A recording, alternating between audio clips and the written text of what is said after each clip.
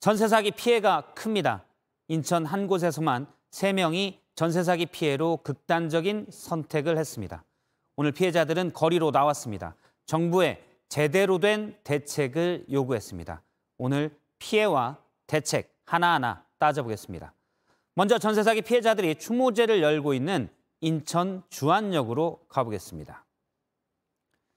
이상화 기자, 추모제가 조금 전에 시작했죠? 네, 지금 현재 피해자들의 기자회견이 이어지고 있고 이후 추모제로 이어질 예정입니다. 피해자들은 지난 2월 사망한 전세 사기 피해자의 49제를 맞아 전국에 있는 피해자 단체들을 조직해서 전국대책위원회를 만들었다고 밝혔는데요. 사망자가 3명으로 늘어나면서 행사는 좀 더 엄숙하고 차분하게 진행되고 있습니다. 일부 피해자들은 눈물을 흘리기도 했습니다. 이곳 주안역으로 장소를 정한 건 숨진 피해자들이 모두 인천 미추홀구에서 나왔기 때문입니다.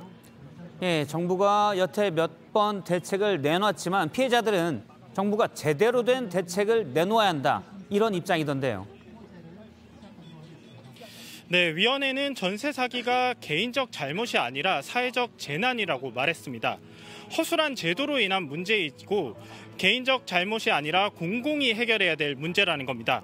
하지만 요구했던 실태조사와 피해 구제가 제대로 이루어지지 않았고 정부가 생색내기용 대책들을 반복하는 동안 피해자들이 더 늘어나고 있다고 말했습니다.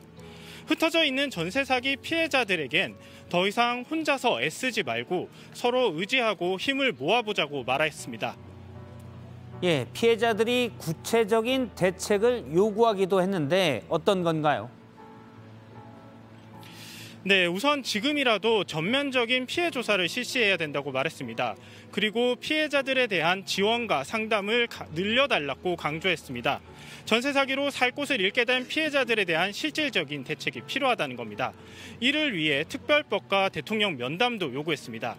특히 가해자들에 대해선 빠짐없이 강력하게 수사해 범죄 수익을 모두 환수해야 된다고 강조했습니다. 네, 인천에서 이상화 기자였습니다.